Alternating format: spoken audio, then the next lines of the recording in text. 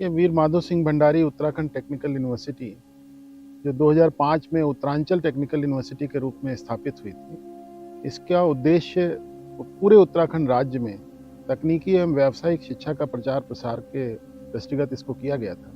तो इस प्रदेश के अंदर जो तकनीकी शिक्षा थी, उसको प्रदेश भर के छात्रों के लिए और जो आसपास के छात्र थे, उन सब तक पहुंचाने के लिए इस विश्वविद्यालय ने अपनी जिम्मेदारी निभाना शुरू किया। आज इस विश्वविद्यालय को 18 साल पूरे हो चुके हैं। 27 जनवरी 2005 को इसकी स्थापना हुई थी और इस विश्वविद्यालय के पास जितनी भी भारत की नियामक संस्थाएं हैं, उनके स्तर से जो पाठ्यक्रम नियमित होते हैं, जैसे all India council for technical education है, फार्मेसी काउंसिल ऑफ इंडिया है, काउंसिल ऑफ आर्किटेक्चर है और बार काउंसिल ऑफ इंडिया है, इनके पाठ्यक्रमों को संचालन करने की जिम्मेदारी इस विश्वविद्यालय की है।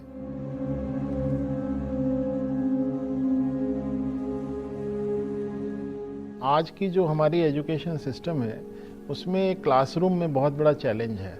वो चैलेंज ये है कि हम बच्चों के अंदर जो उनकी इंक्लूसिवनेस है, उसको हम यूटिलाइज नहीं कर पा रहे हैं। जो हमारी कंटेंट अवेलेबिलिटी है, जो हमारा ई कंटेंट है, जो हमारी इंटरनेट की जो व्यवस्था है, उसके अंतर्गत हमने पूरे विश्व की जितनी नॉलेज है उसको हमने इंटरनेट पर उपलब्ध करा दिया।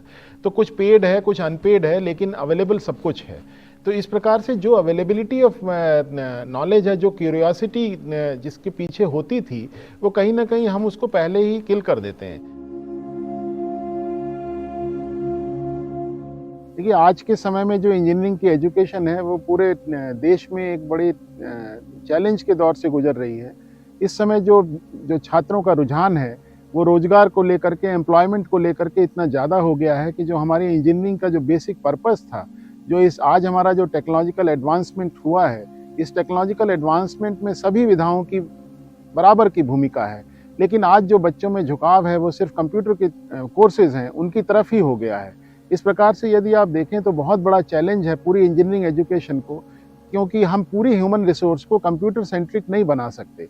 हमारे को इस पूरे सिविलाइजेशन को सस्टेनेबल बनाने के लिए ये बहुत ज़रूरी है कि हमारे पास अच्छे सिविल इंजीनियर भी हों, जो कि इंफ्रास्ट्रक्चर की रिक्वायरमेंट्स को पूरा कर सकें। अच्छे इलेक्ट्रिकल इंजीनियर भी हों, जो कि एनर्जी सेक्टर की और जो एनर्जी की रिक्वायरमेंट है उसको मीट आउट कर सकें। अच्छे मैकेनिकल इंजीनियर भी चाहिए, जो कि हमारे मैन्युफैक्चरिंग प्रोसेसेस हैं उनको उत्कृष्ट कर सकें, और जो भी निर्माण होने हैं, जो इंजीनियरिंग एप्लीकेशंस हैं, उनके बारे में जो अवस्थापना सुविधाएं हैं, जो आधारभूत इक्विपमेंट की रिक्वायरमेंट है, इस प्रकार की आवश्यकताओं को पूरा कर सकें। और हमें जो उत्कृष्ट मस्तिष्क हैं, उनको हमें इंजीनियरिंग की बाकी विधाओं में भी उसी अनुपात में उपलब्ध कराना होगा। अन्यथा इस सभ्यता को सस्टेनेबल बनाने में, इस सिविलाइजेशन को सस्टेनेबल रखने में एक बहुत बड़ी चुनौती होगी। देखिए, जो इंजीनियरिंग की जो पढ़ाई है, उस पढ़ाई के दो कंपोनेंट्स हैं। एक कंपोनेंट हो गया क्लासरूम का और एक हो गया लैबोरेटरी का। और इन सब के बीच जो सबसे महत्वपूर्ण कंपोनेंट है, वो है एक जो हमारा इकोसिस्टम है, यानी कि जो टीचर्स हैं, जो एम्बियंस है, जो उनका एडमिनिस्ट्रेशन है, इन सब के अंदर इन सारी चीज़ों को लेकर के बड़ी गंभीरता होनी चाहिए कि ये बहुत ही एक ऐसी अपॉर्चुनिटी है हम सब के पास कि हम अपनी जो यंगर जनरेशन है, उसको इतना कैपेबल बना सकते हैं कि वो आगे की जो भी चुनौतियां हैं, उनको अपने स्तर से उनको हैंडल कर सकें और अपना कंट्रीब्यूशन दे सकें। तो जो बच्चों के अंदर जो हम कैपेबिलिटी डालने की बात करते हैं, उसमें संसाधन बहुत बड़ी अड़चन नहीं है। संसाधन की आवश्यकता जरूर है, लेकिन वो ऐसा नहीं है कि बिना संसाधन नहीं है तो हम कुछ नहीं कर सकते। पहले अगर हम सेल्फ लर्निंग मोड में बच्चे को मोटिवेट कर सकें उसमें जाने के लिए, तो वो बहुत सारी चीज़ों को अपने स्तर से भी सीख लेगा। देखिए, परीक्षा के दौरान जो हमारी विशेष करके जो हमारा उत्तराखंड है, उस उत्तराखंड राज्य में भौगोलिक परिस्थिति ऐसी है कि संस्थाओं को एक दूसरे तक पहुंचने में रोड ट्रैवल काफ़ी टाइम कंज्यूमिंग होता है। तो इसके अंतर्गत विश्वविद्यालय द्वारा एक डिजिटाइजेशन की प्रक्रिया परीक्षा संचालन में स्थापित की गई है और विश्वविद्यालय ने प्रश्न पत्रों के मुद्रण की कार्यवाही बंद कर दी है। विश्वविद्यालय डिजिटल मोड में प्रश्न पत्रों को विश्वविद्यालय से सभी संस्थाओं जो परीक्षा केंद्र होते हैं वहां तक प्रेषित करता है। ये डिजिटली इनक्रिप्टेड फॉर्म में क्वेश्चन पेपर का ट्रांसमिशन एक एफिलिएटिंग यूनिवर्सिटी के रूप में शायद इस विश्वविद्यालय का एक अभूतपूर्व प्रयास है। इसके द्वारा हमारी संस्थाओं को अपने परीक्षा केंद्र पर ही रहते हुए प्रश्न पत्र उनके सेंटर पर उपलब्ध हो जाता है, परीक्षा की नियति समय से पहले, थोड़ी देर पहले उसको उनका पासवर्ड दे दिया जाता है और वो पेपर को अपने यहाँ डाउनलोड करके प्रिंट कर लेते हैं। और इसी के साथ में जो परीक्षा केंद्र है, उसकी पूरी निगरानी करने के लिए सभी परीक्षा कक्षों में सीसीटीवी कैमरे की व्यवस्था की गई है और उसको अभी हम आगामी सत्रों से उसको हम आईपी पे कैप्चर करके विश्वविद्यालय में भी जो कंट्रोल रूम बनाएंगे, उसमें उसकी निगरानी करने की व्यवस्था की जा रही है। ये सारा प्रयास इस बात को लेकर के है कि छात्र छात्राओं के अंदर इस बात का एहसास होना चाहिए कि परीक्षा एक बहुत ही पवित्र प्रक्रिया है।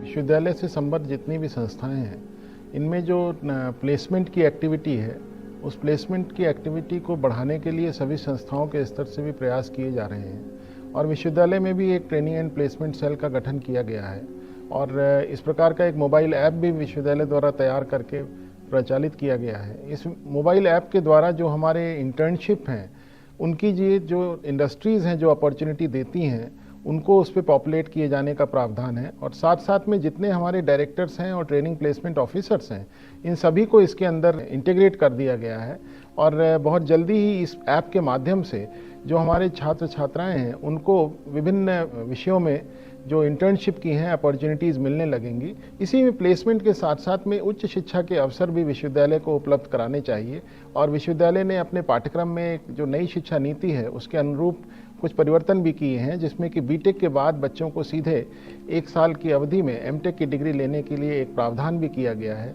और ये सत्र 2022-23 से ही इसको प्रारंभ किया गया है और जो बच्चे हमारे उच्च शिक्षा में जाना चाहते हैं, उनको विश्वविद्यालय में जो संस्थाएं हैं, उनमें एमटेक के लिए भी अवसर उपलब्ध हो सकेंगे। सो प्लेसमेंट, इंटर्नशिप और हायर एजुकेशन, तीनों वर्टिकल्स पे यूनिवर्सिटी के इनिशिएटिव्स उस पर तैयारी चल रही है और जल्दी ही इसके परिणाम दिखने लगेंगे।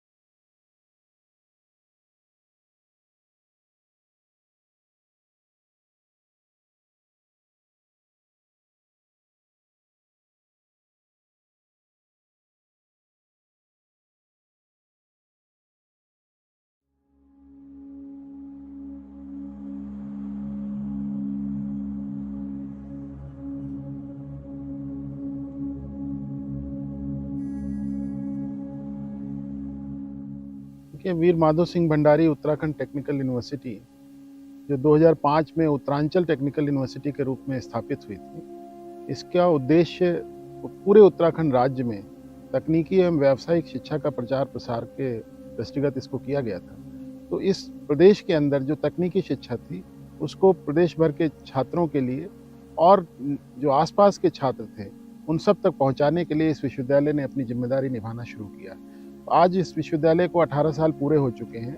27 जनवरी 2005 को इसकी स्थापना हुई थी और इस विश्वविद्यालय के पास जितनी भी भारत की नियामक संस्थाएं हैं, उनके स्तर से जो पाठ्यक्रम नियमित होते हैं, जैसे all India council for technical education है, फार्मेसी काउंसिल ऑफ इंडिया है, काउंसिल ऑफ आर्किटेक्चर है और बार काउंसिल ऑफ इंडिया है, इनके पाठ्यक्रमों को संचालन करने की जिम्मेदारी इस विश्वविद्यालय की है।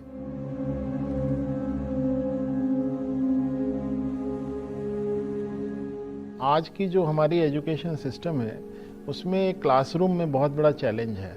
वो चैलेंज ये है कि हम बच्चों के अंदर जो उनकी इंक्लूसिवनेस है, उसको हम यूटिलाइज़ नहीं कर पा रहे हैं। जो हमारी कंटेंट अवेलेबिलिटी है, जो हमारा ई कंटेंट है, जो हमारी इंटरनेट की जो व्यवस्था है, उसके अंतर्गत हमने पूरे विश्व की जितनी नॉलेज है, उसको हमने इंटरनेट पर उपलब्ध करा दिया। तो कुछ पेड है, कुछ अनपेड है, लेकिन अवेलेबल सब कुछ है। तो इस प्रकार से जो अवेलेबिलिटी ऑफ नॉलेज है, जो क्यूरियोसिटी जिसके पीछे होती थी, वो कहीं ना कहीं हम उसको पहले ही किल कर देते हैं। देखिए, आज के समय में जो इंजीनियरिंग की एजुकेशन है, वो पूरे देश में एक बड़ी चैलेंज के दौर से गुजर रही है। इस समय जो जो छात्रों का रुझान है, वो रोजगार को लेकर के, एम्प्लॉयमेंट को लेकर के इतना ज़्यादा हो गया है कि जो हमारी इंजीनियरिंग का जो बेसिक पर्पस था, जो इस आज हमारा जो टेक्नोलॉजिकल एडवांसमेंट हुआ है, इस टेक्नोलॉजिकल एडवांसमेंट में सभी विधाओं की बराबर की भूमिका है। लेकिन आज जो बच्चों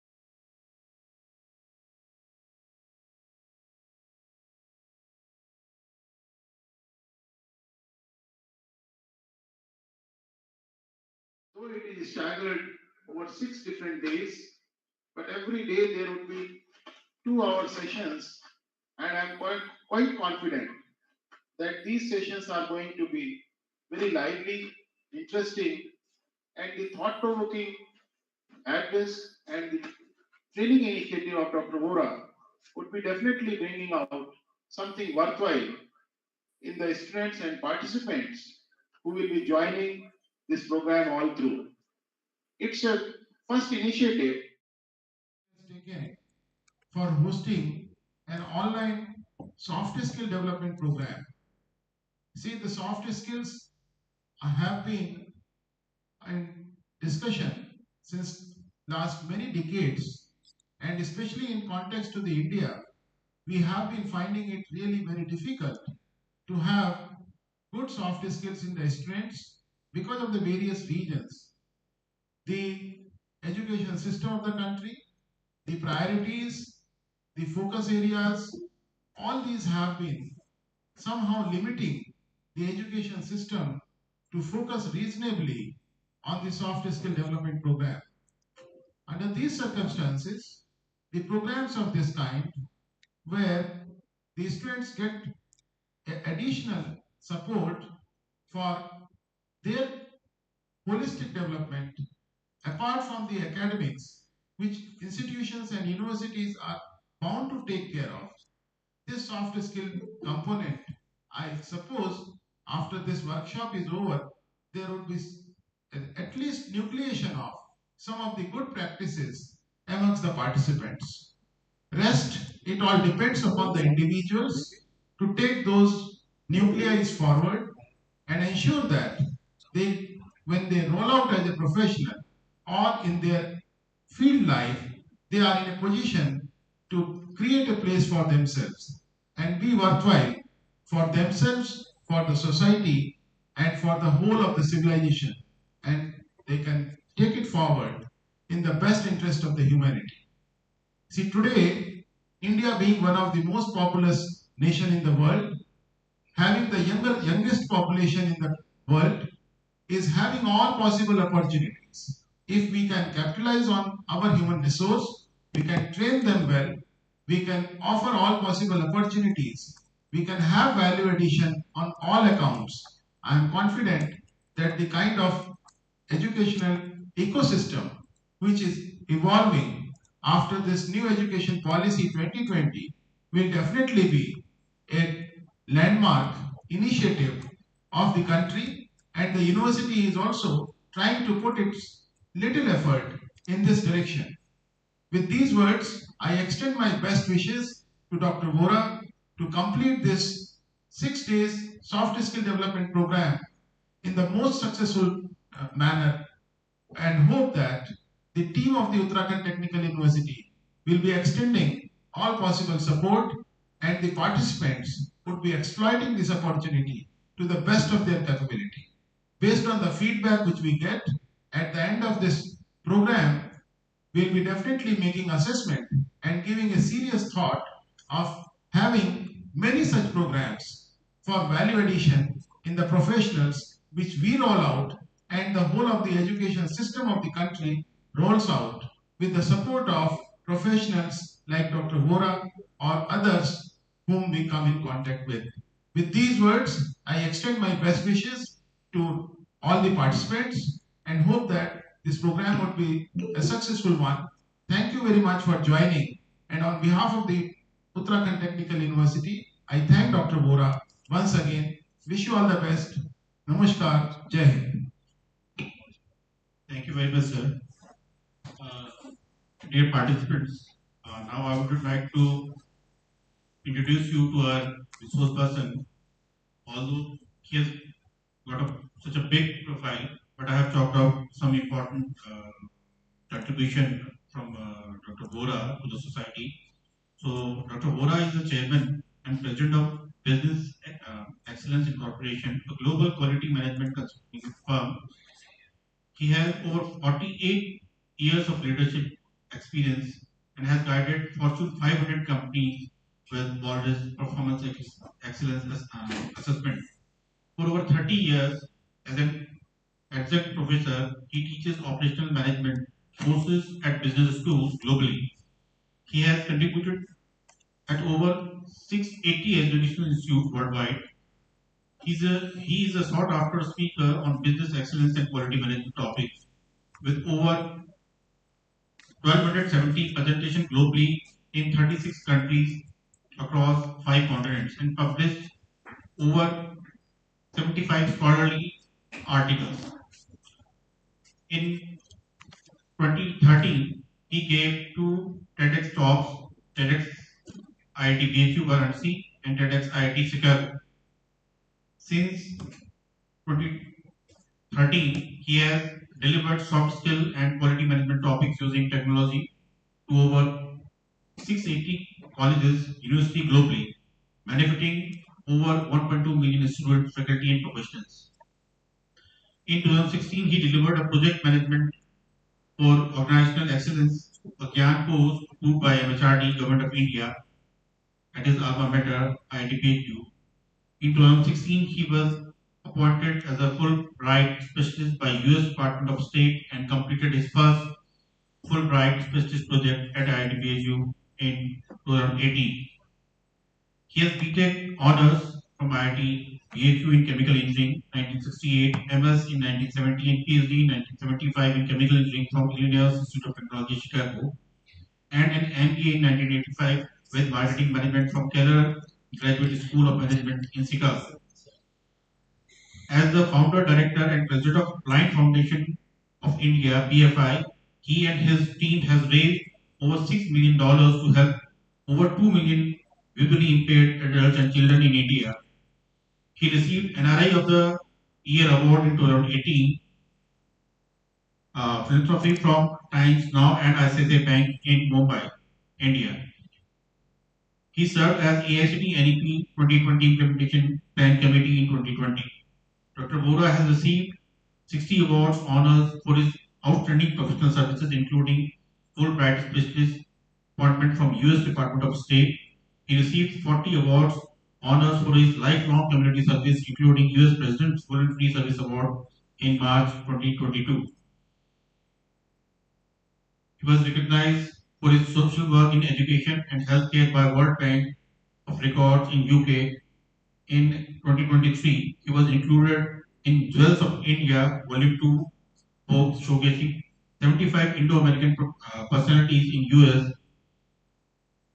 In 1968, he received J.N. Tata Scholarship in India to pursue his graduate work in US. So we are very fortunate to have such an eminent resource person with us.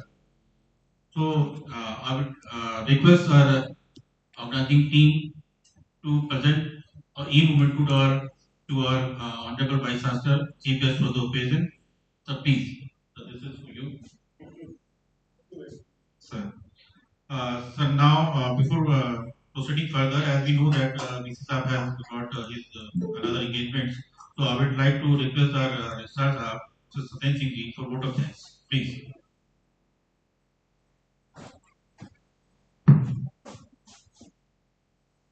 I would like to express my gratitude and thanks to our Honorable Vice Chancellor Sir for his motivation and guidance for conducting of such a great program, soft skill program to Vmsbutu Bhandari Uttarakhand Technical University for students and faculty members.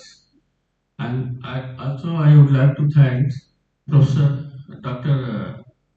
Manu Boraji to deliver such a nice and experience he will share to our participants for great uh, contents. And also would like to thank to all participants as well as our coordination team who will conducting this program for next 6 days. Thank you to all of you. Thank you very much, sir. Now, I would request Dr. Manu Bora to take over the session and for further proceeding. Dr. Bora, please. So, good evening to all the participants, Honorable Vice Chancellor Dr. Onkar Singh ji, Honorable Registrar Dr. Satyendra Singh ji, all the faculties, all the students who have joined from the Uttarakhand Technical University, as well as global audience coming in from Dubai, Indonesia, and the United States. Very warm welcome to all of you. In the first 10 minutes or so, I'll walk through what are the importance of the soft skill program, and then I'll take over session one on leadership excellence. So the soft skills are very critical for the success of an individual, right at the institute, going all the way through the various phases of careers in life. So I'll give you at a glance what are the impact of a soft skills program at any given institute of higher education, which requires, which will help in better knowledge transfer and improving the placement results. Effective implementation of National Education Policy 2020 calls for having a soft skill as a foundation to have a game-changing scenario for India to become the leader in the education domain. And we are talking about skilling, reskilling, and upskilling our youth, our faculty, and our professionals to take India forward. So, industry values soft skill over hard or technical skills because most of the students and institute focus on technical skills only, as Honorable Vice Chancellor just mentioned. But there is a major gap of lack of soft skill in the curricula, so we'll shed light on it, why it's important and what can be done. Now, proficiency in project management, being a technical person or an engineer, we do projects throughout the life. To have a successful project, we need to master communication, leadership, decision making, time management, teamwork, including problem solving. And these are the topics we have targeted in this soft skill program series. Session will be delivered virtually through live streaming and two sessions per week, 8:30 to 10:30 p.m. Indian Standard Time. I want to thank Dr. Vishal Ramuladi, being host of the program, and I'm delighted to be a resource person coming in from Chicago. So this is the schedule, and keep in mind that these sessions are synergistic. So leadership is a foundation which will require to also understand how we make decision as a leader and member of the project team. Managing our time while we are on a project is extremely critical because they are of a short duration and we have to deliver results. Teamwork is the lifeblood. Without teamwork, projects will not be successful. And we need to master the problem solving methodology, which we'll cover in teamwork module. And if we master these four disciplines, leadership, decision making, time management, teamwork, we are able to manage our project well, bring them within schedule, under budget, and achieve the performance for which the project team was chartered. And these five sessions, if we learn concepts well and if apply them, we can manage our career very well because managing the career in itself is a project. It's a lifelong project. So very quickly, impact of soft skill program at a given higher education institute.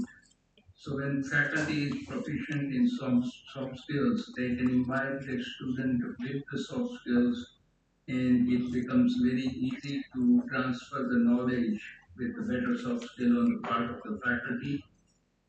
When students have a good soft skills during communication and other skills we discussed, they can do well in the studies as well as find good placement and they continue to grow in their professional careers to do their best in life and help the society.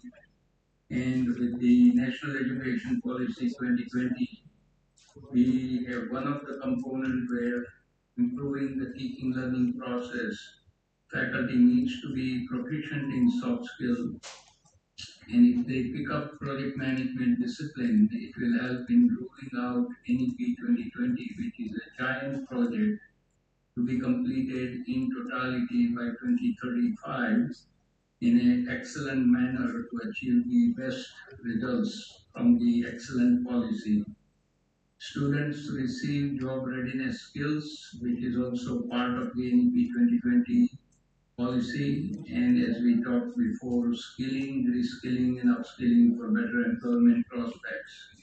I'm sure some of you may have seen the recent Bloomberg article where less than 50% of these students have any skills to do real work because either they don't have the right skills or uh, they are lacking in the right skills, and soft skills being one of the major issues.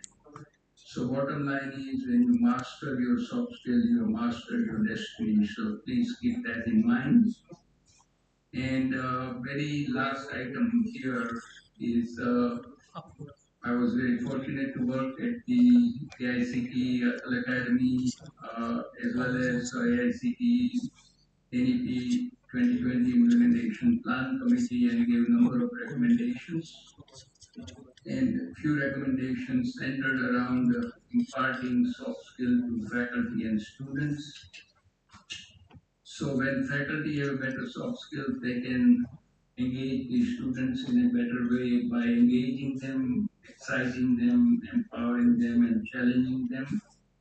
And one of the major focus area within NEP 2020 is to create motivated, energized, and capable faculties to improve the teaching learning excellence. And faculty needs to start learning more in a collaborative, experiential, and outcome-based teaching learning process with the soft skill as a foundation, and I'll elaborate upon it in the leadership module. And interestingly, this methodology was adopted by AICT Atal Academy FDPs for 22-23, where 200 FDPs were chartered, impacting 10,000 faculties to learn in a more holistic manner rather than attend the session online or in person and then take the MCQ at the end, rather than they have to do more team building, working in the teams on the research articles, doing a project, summarizing the finding, and present it to the attendees of their people. So this is where the nation needs to go. And with that, I'm going to stop sharing the opening part of my remarks and we'll begin with the module on leadership excellence. So allow me 1 second to bring up these slides. Now the session will be interactive. After a certain segment of the presentation, I'll stop sharing, ask for your input in terms of any additional thoughts, any additional thoughts, any comments, any questions. We'll keep clearing the deck as we go forward. So let's begin our session 1. And Vishalji, please confirm that the title slide is visible. Yes, sir. Yes, sir. Visible. Okay. Yeah. And now I'll request everybody to remain on through the program, and we take questions and answers through the chat only. So the roadmap for the first session is I'll share the importance of soft skill, which is essential for everyone, whether we are a technical person or a business person, scientists, engineers, etc. Then we'll quickly look at leadership versus management from the point of view of change management. That is a major issue of leadership intelligence, so we will review those items. And then I'll share with you some of the excellent models I've come across on leadership, leading to a roadmap for developing leadership excellence for everyone. Once you commit to it, there is a simple pathway you can follow. and become a better leader, excellent leader. We'll take a look at some of the best practice examples, summarize the presentation, and share with you some major references. And each of these sessions, my request is please take note of two major key takeaways which you are taking out of the session and going to apply it in your work, whether you are a student, faculty, or a professional. So we talked about it at a very high level, but let me bring it up.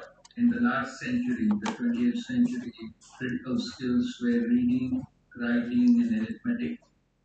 In the 21st century, that is given, but we need to pick up three more skills like teamwork, problem solving, and project management. Unless we master teamwork, problem solving, and project management, will not be relevant in the global arena.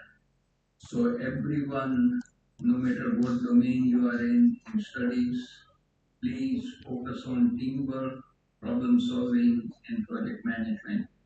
And once you have those basic additional skills needed in the 21st century, you are ready to make your mark in the world and be ahead of the rest of the crowd.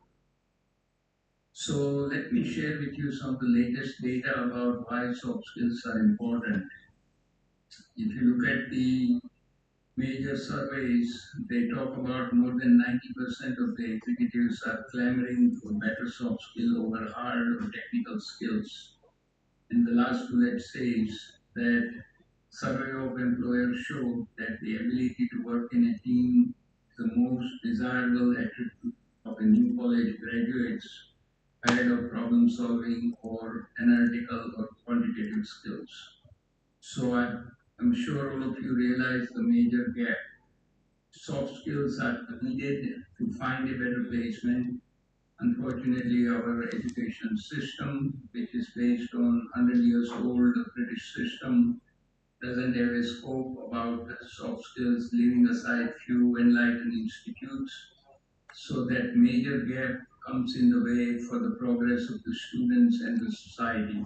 So this is a serious challenge. We need to take it head on and essentially create a movement throughout India that soft skills are important and we are going to do something about it by putting it in the curriculum. So let's begin with the very fundamental issue of communication, which is needed in all and every domain we work in. Whether you are a faculty, students, professionals working in any of the field, government, education, healthcare, anywhere, everywhere in the world. Interestingly, this slide reflects on no matter what job you have in life, your success is determined 5% by your academic credentials, 15% by your professional experiences, but lopsided 80% by your communication skills. And fill in the blank, other soft skills such as leadership, decision making, time management, teamwork, problem solving, uh, and project management, etc. Now, keep in mind that unless we practice communication, it's not going to come in and help you at all. So we need to keep this as a lifelong pursuit to keep improving our communication, and I'll share with you one example very shortly. So keep in mind that if you are working on a project and you have 6 to 7 team members, you request somebody within the team to give you some information. That sender sends a message. You, as a requester or a receiver, receive the input. But if you do not acknowledge, the sender has no clue whether the message was received and is it appropriate. So keep in mind that in life, two-way communication is extremely critical. When you only hear in general when something either is missing or incorrect, then only you will receive some input from the receiver, which is not right. So it doesn't take more than 30 seconds. Once you receive some input you requested, make sure that you take quick look at it. If it meets the criteria you had given to the sender, acknowledge it right away, receive, things are fine. Takes 30 seconds after that to send that message. And that is how communication needs to be practiced in a two-way, not as one way only. And this is extremely critical for the success of the project where we are on a short-term duration. Things have to continue to move in the right direction quickly through proper communication. As you all know, there are various modes of communication: verbal, written, and presentation mode. Now, in each of these, they need to be effective, clear, concise, and in the verbal, non-verbal counts. And each one of these areas you can do better by doing a consistent practice all the time. When you practice your verbal communication in front of your friends, in front of peers, you can continue to refine your style of delivery so that it's very effective and people can take action. Writing always improves once you keep looking at your drafts and continue to enhance them. And of course, presentation has to be reaching to the heart of the issue in a very simple but precise manner of what thoughts you are going to convey and what actions audience can take once you are presenting something. So this is the lifelong effort we all need to focus upon. And at this stage, I want to share with you one item. So there was a technical company, people with 25 to 30 years experience working there for a long time. A new person arrives on the scene who has the reasonable technical skills to understand the issues, but extremely good in soft skills and ability to get the work done through people. So that person gets a promotion within a year. So all the old timers get very worried and goes to the manager and have a meeting that can you explain why this person who is totally green is getting a better treatment and getting promoted. So managers sat all these technical people down and said, look, I can hire all of you techies, dime a dozen, but to find a rare combination of technical understanding, but more than that, better soft skills, better communication, and ability to work done. That's the reason that person got promoted. So keep in mind, in life we will only succeed when we are able to have a better communication, to convey our ideas in a more meaningful way and make an impact to our teams, to our organizations, to our society, and to our nation.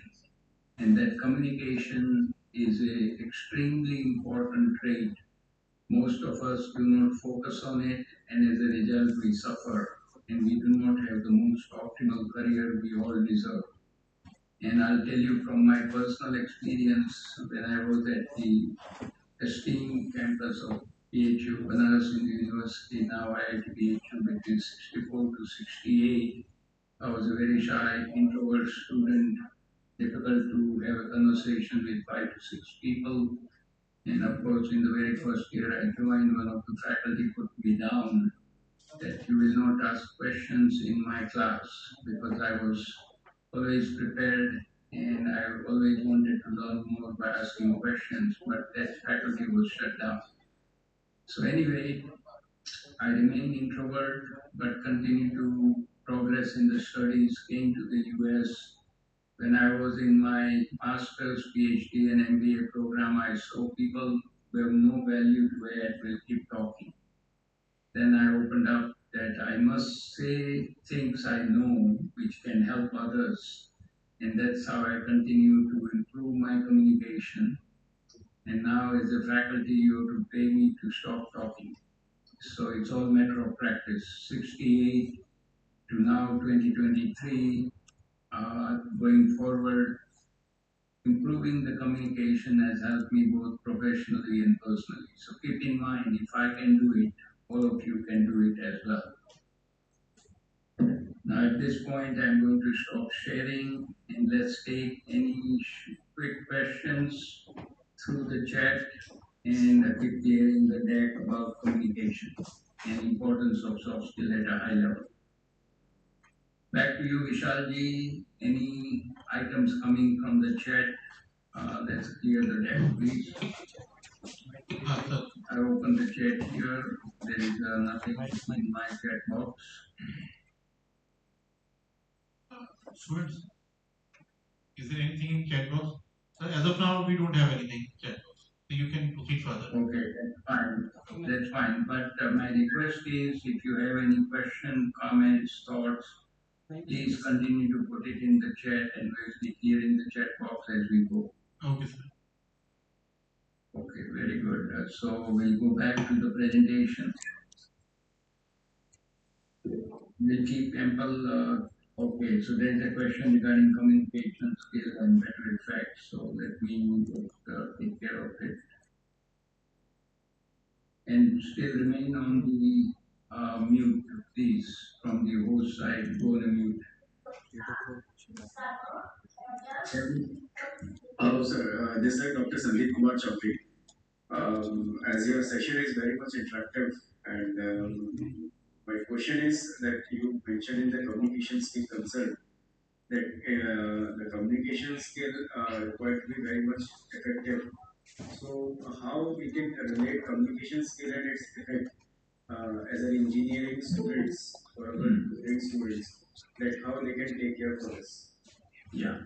So first of all, when you are working on a project, you are communicating with your team members. So if you are clear about what is expected of you, communicate that, help your team members to continue to work on the task and subtask, which will make it very meaningful outcome at the end of the day. So that's a direct impact on the project you are on. Secondly, if you have better soft skills, it will allow you to take initiative, do some problem solving, allow you to have a better decision what to do when and how to position yourself, better manage your time, so your studies, you are coming ahead, doing better than what you are capable of doing by pushing yourself in the right direction. And I want to share with you my personal example because we all learn from each other's example. That's the way life works. So when I joined IIT that year, I had a 13 subjects, and there was a 9-month window for a semester, no semester exams, 9 months final exam. If I do not clear all 13 subjects, I have to stay behind for 1 year. So I developed a habit of working on each of the subjects, one topic, one chapter at a time. So essentially, more like preparing an army to march to the battlefield, one platoon at a time, marching all in the right direction to the final goal. So within first 8 months, I will clear out the entire curriculum in all 13 subjects. In the last month, I don't have to read. I remained more like a consultant on demand for my friends, where I was able to share my notes. I had solved 10 years previous exam questions, and they posed difficult questions to me, which allow me to go into depth, understand the fundamentals and the principles, and able to convince them, which helped not only them but me also to do better in my studies. So this is all around communication and other soft skill which work synergistically. If we master them, then the dividends are multifold, and we need to sort of get those dividends by focusing on the right things along with our technical skills, because unless you have your technical skills, you are not going to go anywhere. So that is given, and that is where everybody is putting 100% effort, but you need to give time for soft skill development because that will enhance your ability to grasp and retain your hard skill in a better way. I hope, Sandeep ji, this makes sense. Nice, nice, nice. Thank you, sir, for sharing your life, it's your experience based on my question. Thank you so much. I understand. Thank you. Yeah, yeah. Okay, any other quick one? We can definitely take. There is a time will manage it, still the end point will be within the time. So any quick question, let's do it. If not, I'll continue the presentation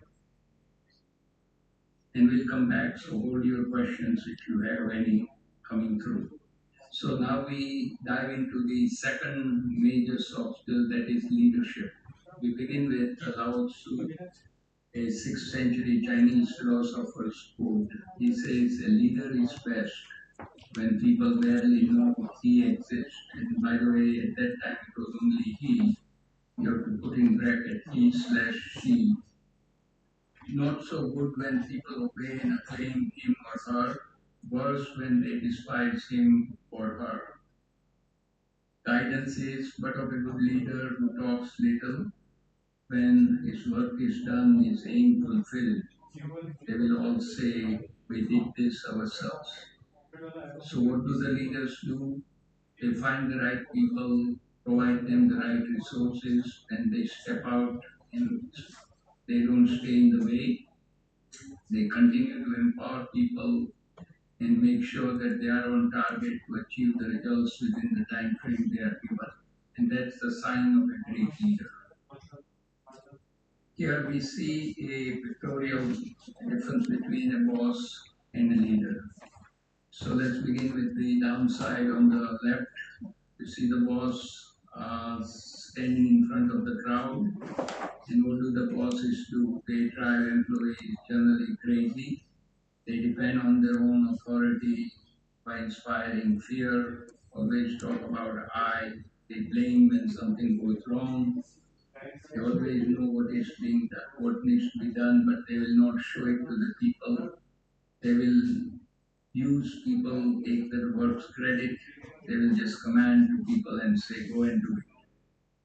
That's a bad side. Good side on the leader, you see a pink fish swimming with other blue fishes. And that's a leader who does the coaching. In the next slide, I'll explain what coach means as a leader. They depend on the goodwill of their people by generating enthusiasm. Always say we. They will help fixing the breakdown, show how it is done. They continue to develop their people based on their skills and interests. They give them credit when credit is due, and they will always say, "Let's go and let's get it done." And it's committed to provide the resources, and wherever he or she needs to be engaged, they will be engaged fully to solve the most difficult problems working with the team. So let's hope we all aspire to move away from the boss's tendency to become a leader in whatever capacity we are: student, faculty, administration, professionals, government, education, etc. If we have more leaders, nation will be better off. So here I'm sharing with you the latest I came across from McKinsey and Company on the 5th April 2023. A gentleman by name Bill George, who was the former CEO of Medtronics, a medical device company, currently faculty at the Harvard Business School. He wrote, there was a podcast about true north and authentic leadership, where he described that the leader needs to be a coach. And the 5 letters of coach: C stands for caring about people, O for organizing people, A aligning people around purpose and values of the organization, C challenging people, H helping people. So, coach, if leaders become a true coach, they can empower their entire workforce and move them in the right direction, benefit the organization. And this is what we can learn from some of the leaders who have done extremely well in the industry, and they continue to share their knowledge to bring up the new generation of leaders. Now, at this point, we have a beautiful short YouTube on the leadership, that mysterious talent. So I'll have to go from this tab, thanks to Google Meet. It's all lined up, and I'll play it. It's a beautiful music in the background. So let's enjoy that.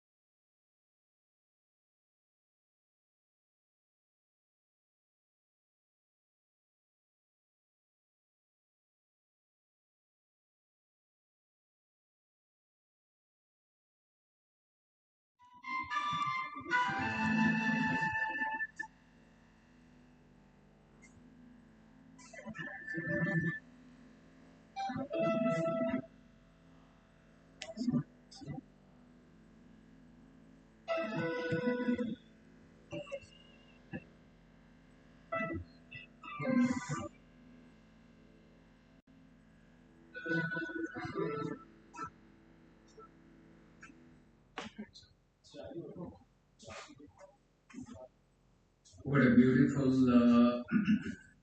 YouTube talking about various traits of a leader, and we can learn from a variety of things mentioned in this short but impactful YouTube. So back to presentation.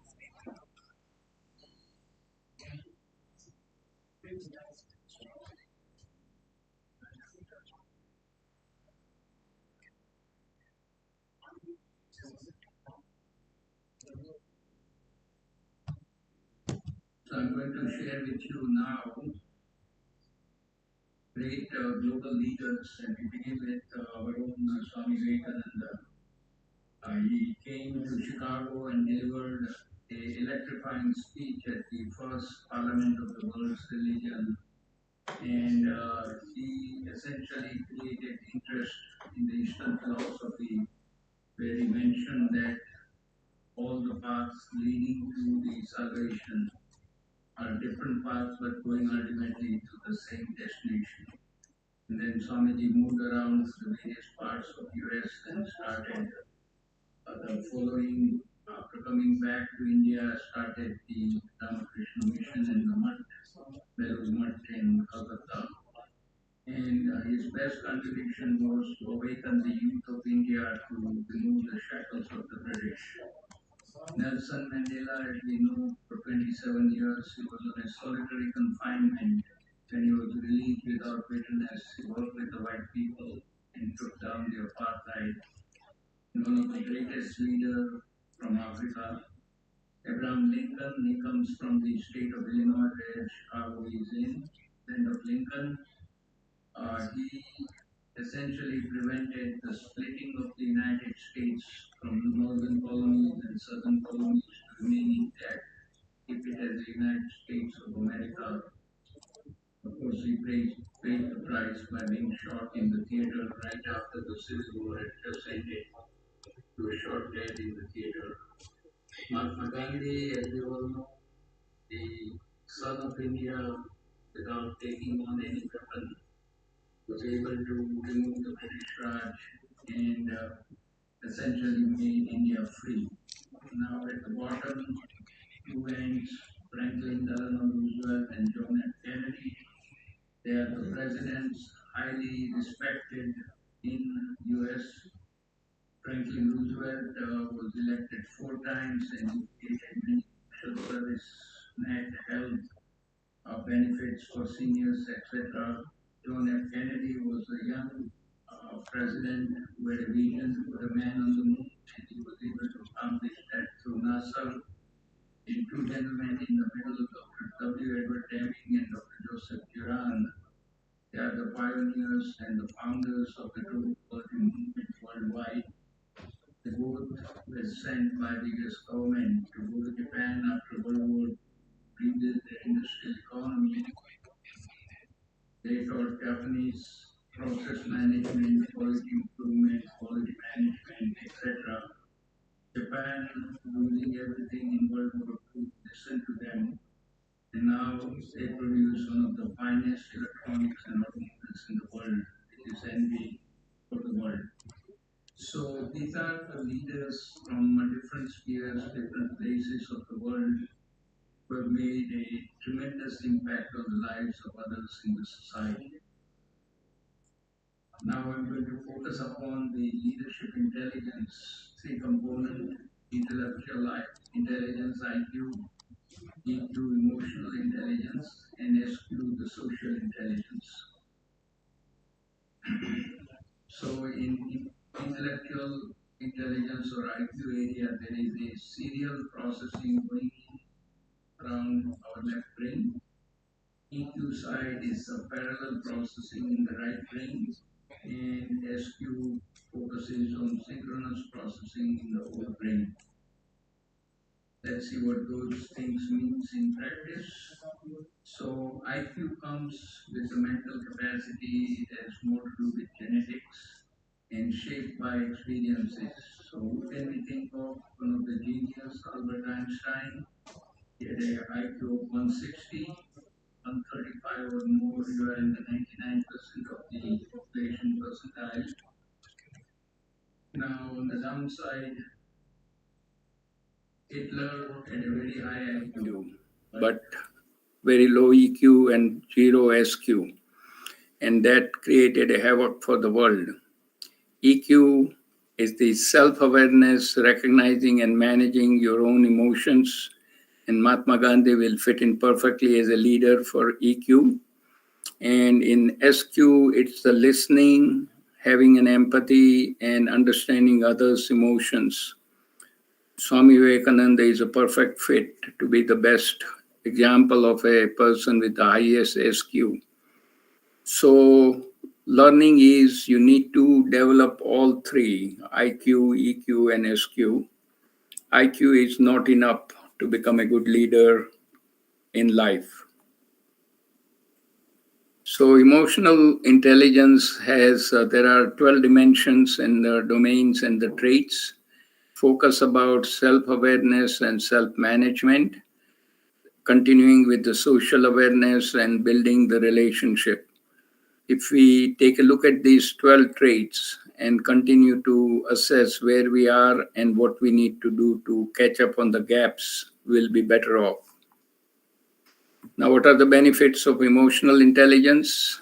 It can help improve the leadership and the teamwork by improving the decision making, improving the well being of an individual within the team, and it will help reduce the stress, which is one of the big issue confronting the world, and reduce the turnover in the organization where people either they are burned out or they are neglected, so they leave the organization.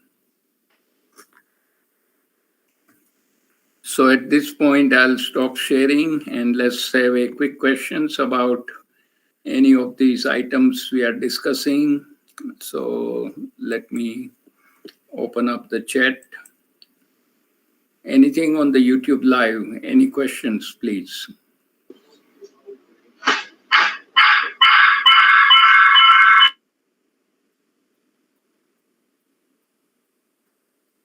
There are no questions, sir. Somebody is asking. There is a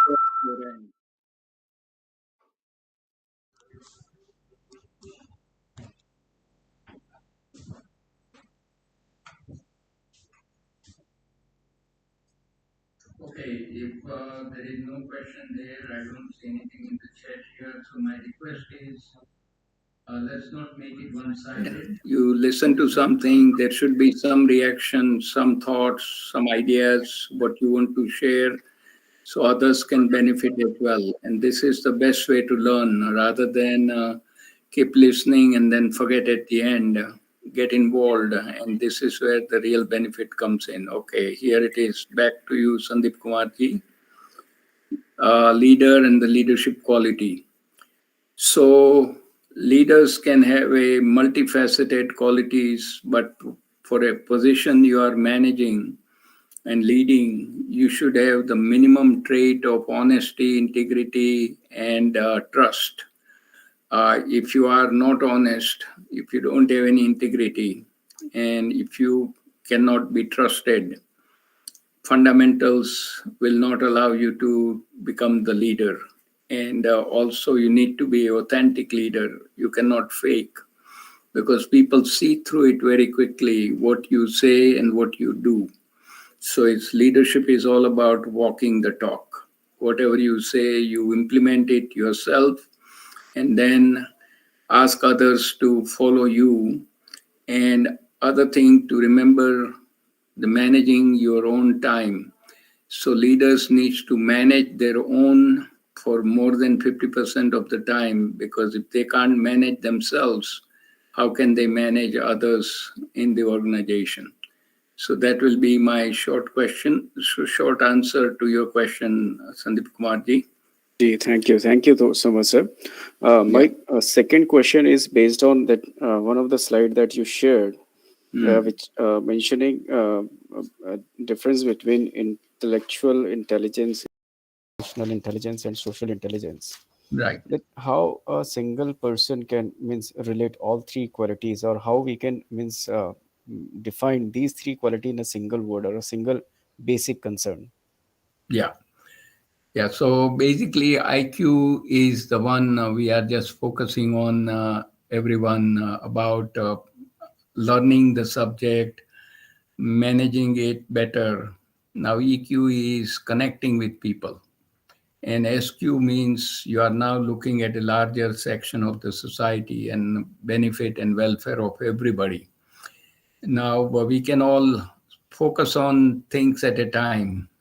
First, make sure that you develop your IQ, but at the same time, you are not just remaining aloof. You are engaging with others, trying to be helpful from your own capacity in whatever position you are in. So, if, for example, you are a student, you can help others. If you are good in studies, mentor others. If you are a faculty with experience, you help other faculty as well so that they can all benefit from your knowledge and wisdom. And professionally, you mentor upcoming generation of professionals to empower them to be the best, to contribute maximum to the organization, and they continue to grow. And those are the evolution going just only from IQ to EQ to SQ. And then you think about helping the society at large. And later in the presentation, I'll talk about social responsibility, where each one of us need to do something better for others in life, because God has sent us to do something meaningful. And unless we just remain focused on our own but not do anything for others, our SQ will be almost zero, and EQ will not come in. I hope that makes sense. We have few items in the chat, so let me get to that. Nice. Thank you, sir. Sudeep Samantha, very good. Uh, Thank you, Sandeep Kumarji. I asked one more question after answering the two questions that you already had in the Sure, chat. sure. Sudeepa, Samantha, what are the main characteristics of successful leaders? So I talked about honesty, integrity, and trust. If they have that, they will be definitely ready to take on additional traits. Shail Thakur, even after being disciplined, helping others wholeheartedly, not able to find more than 2, 3 students in my class, even when I took the initiative to teach them in college.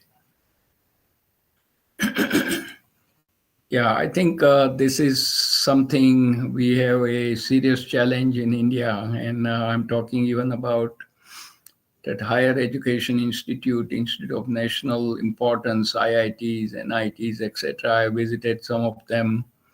Students don't take interest in having new learnings. All they want to do is make an effort, a tremendous effort to get in, with the ultimate goal of having a fattest package they can get at the end. In between, don't do what they are required to be doing, that is, learning the new knowledge. And that's a serious challenge. And this is where we as a nation have to do well. And hopefully, national education policy will help in that direction. What steps Vinay Joshi should take to enhance our soft skill, especially communication? Yeah. So communication, you can do a lot of practice. So if you are a student, form a small group with your close friends and do practice with each other, presentation, sharing your slides, your writing, get the critique, and do the video recording, learn from the mistakes and become better and help each other. Prashant Sharma, easier to lead the uneducated mass than educated. In spite of working in their betterment, still they don't understand it, how to deal with it. Yeah, show them the pain point and what the upside is and the downside is. Downside, if they don't learn, they will not come out ahead in the world. And upside is if they do well in the studies, they will find a better placement, they will be able to hold their work place in a better way, move and make better progress, and that will help them, their family, and the society. Last question, Sudeepa, sir, how can I be the main attraction of my team? How can I catch them up? Yeah, I think in the team, we will have a focus session on teamwork, which is coming up down the road, the fourth session. is not about becoming a star or the attraction. It's becoming a contributing member of the team.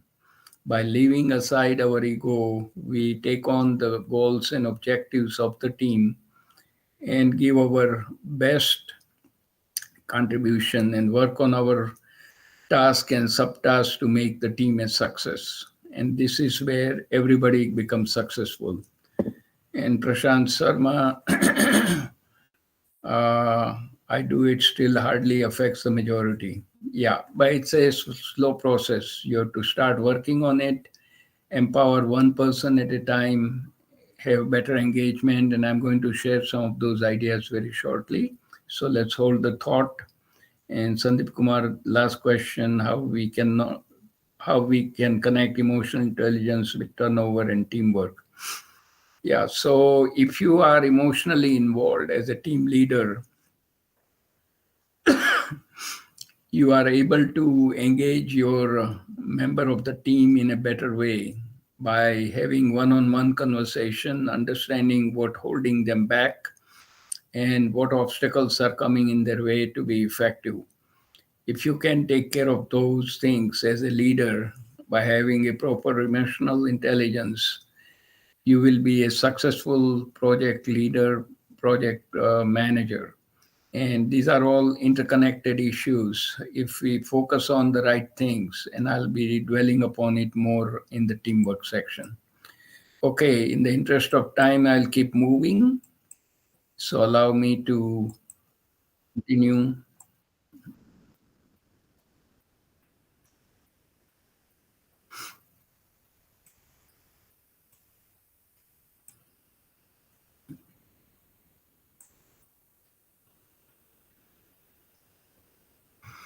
Now we'll take a look at some of the interesting models I've come across, and we can learn something from each of the model. So the first one is by Dr. Stephen Covey, a management think tank. He wrote the book 7 Habits of Highly Effective People. A nice read. I will recommend it very highly. It's a paperback. You can always buy a second-hand copy at a fraction of a cost. So there are 7 habits. It says start with habit 1, be proactive at the individual level. Habit 2, begin with the end in mind. Habit 3, put first things first. So when you master those 3 habits, you achieve private victory and you are moving from dependence to independence. Now you come to the workplace, focus on habit 4, 5, and 6. Think win-win. Seek first to understand, then to be understood, and synergize. At that time, you move from independence to interdependence. And this is where the success comes in the workplace by working together in a team fashion. And the last habit 7 is sharpen the saw. That means you continue to practice habit 1 through 6. Excellent way of improving our own leadership, going from individual to become the most effective member of the team and continue to make the best contributions. So here I'm sharing with you the work done in the public sector and written up by 2 faculty from business school INSEAD outside of Paris in France, Harvard of the Europe. The model talks about tipping point leadership. So gentleman by name William Bratton worked in the public sector for City of Boston, City of New York in the mass transit and police department. And the work he did over 25 years is written up as a tipping point leadership by Harvard Business Review. The 4 hurdles any leader will face in a given organization. So cognitive hurdle, that's where you put the people in front of the problem so that they accept there is an issue and they need to work on it. Resource hurdle, you will not have resources, all the resources in the world. You need to prioritize and focus on the critical work to be finished by temporarily infusing the resource and then dispersing it to the next big issue. Motivation hurdle, You want to put a spotlight on people who have done good work so that by peer pressure, others wake up and try to do better, similar to the one you put the spotlight on. And the political hurdle, where most of the time organization there will be naysayers. They will say, yeah, we have done this before, it will never work. You keep the higher up on your side and try to convince them the benefit of your proposal and work through it so that the organization can benefit. Excellent read. Now the next comes work done by a researcher from the Stanford Graduate School of Business, Jim Collins. He wrote a book on Good to Great, another great book to pick up and read. So in 2001, he published this book. So 15 years prior to that, he had looked at 1,400 plus good companies and looked at their performance for the 40 years window. So the companies which outperform the average company by 300 times, 3x, he put together a simple model. And the metaphor is you put the right people on the bus first. That's whenever there is a critical issue you want to grapple with as a leader, find the right people, disciplined people, allow them freedom to do disciplined thinking. They will come up with one or two critical area to focus upon as a team. They'll take disciplined action and they will continue to build greatness for the organization.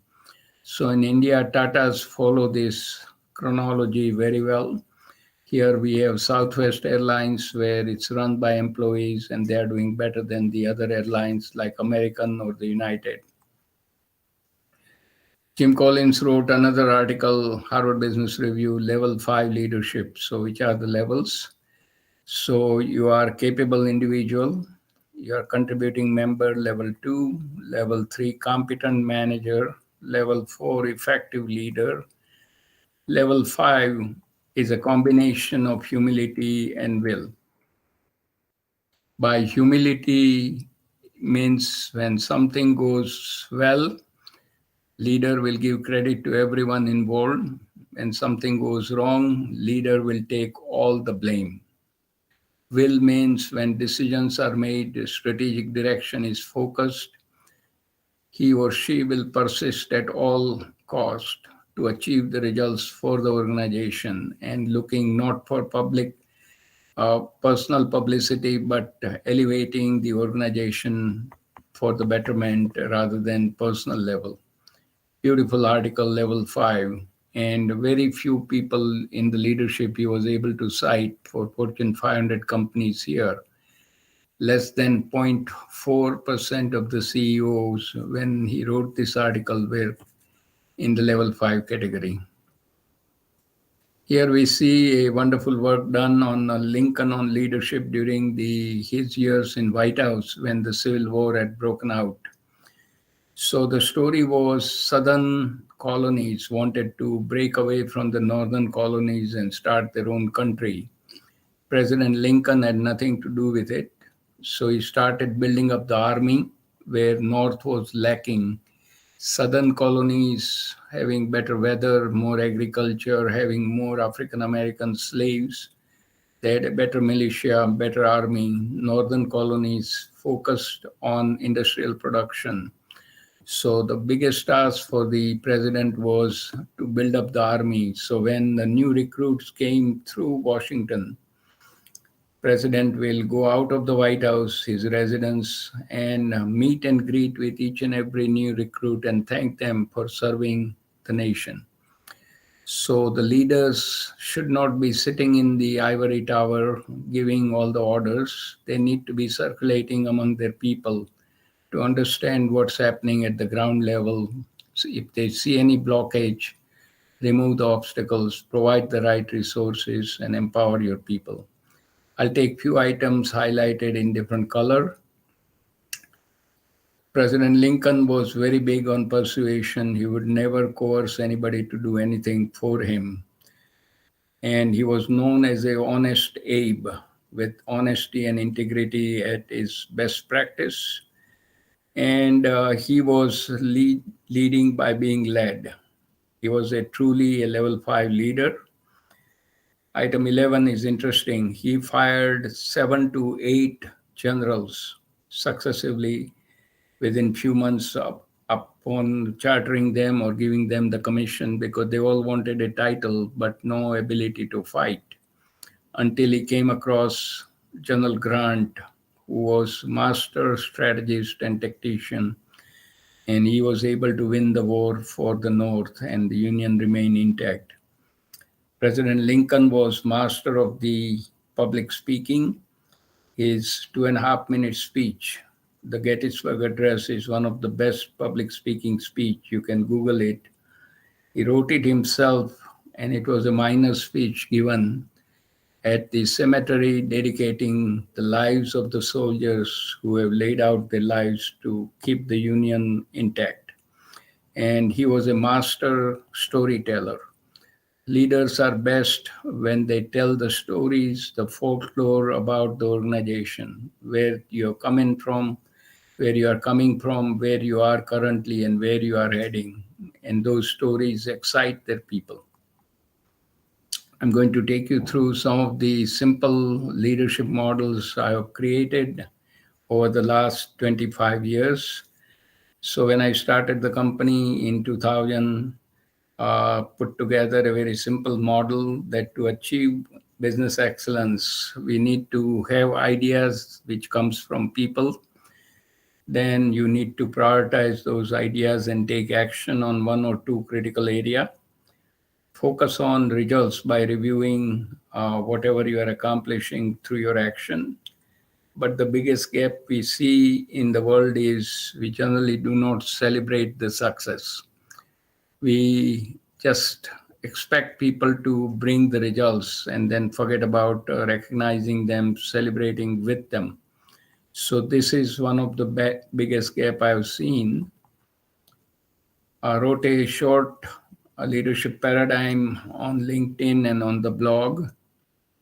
4 quadrants. On the y-axis, value creation, economic value. X-axis is empathy.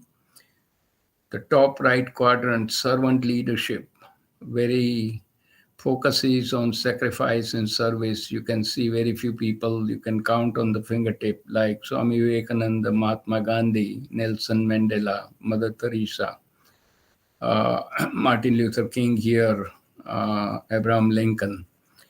Top left, value leadership, that's the growth and profit, which is the C-suite. Most of them have very little empathy for their people. And particularly in the corporate world, they have a short mandate. They have to deliver, otherwise they are thrown out. Of course, they bail out with a golden parachute per agreement in the contract. Bottom right is the knowledge leadership, that is caring and sharing. That's all the educators on the call and educators around the world. Their real focus is take the rough diamond, the students incoming, remove the dust from them by polishing them and make them to sparkle and become the real diamond when they enter the workforce. And bottom left, it's the bad news, the position leadership. This is where front and middle level misuse their position and play politics.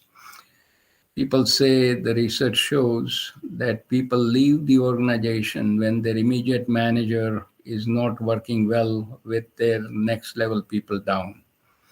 So we can learn from this that there are various different types of leadership. We need to have the best leadership we are capable of developing in whatever domain we are in.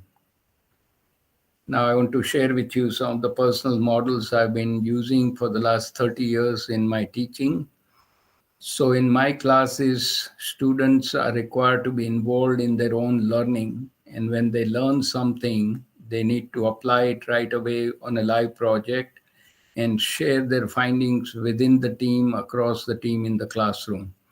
So simple model of involve, learn, apply, share can engage the students better, and knowledge transfer is done in a more better way. So a lot of peer learning and class interactions are highly valued in the Western world.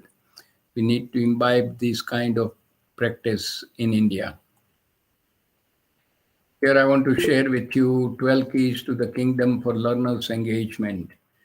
And I've been practicing this for the last 30 years as a faculty adjunct in business classes around the world. So you assign a student to do little research about a given topic and discussion. They come back and share it at a high level. As a faculty, my role is to show the importance of the topic and real world applications to excite them. And there is always a topical question, more like an icebreaker at the beginning of the session, and keep rotating students. My role as a faculty is to deliver basic concepts and principles, so they don't need to memorize. Unfortunately, in India, we have this system of mugging up and vomiting. People only come up with simple things at the end. They do not spend time to learn the fundamentals. They mug it up, memorize it, and then vomit it out in the exams. And that's one of the curse we have in India, exams and exams and exams. Doesn't do much good for anybody. It's taking away so much time and energy and the creativity. Allow, as a faculty, curiosity and innovativeness to flourish in the classroom, and always ask key takeaways at the end of the session so that everyone has a common understanding.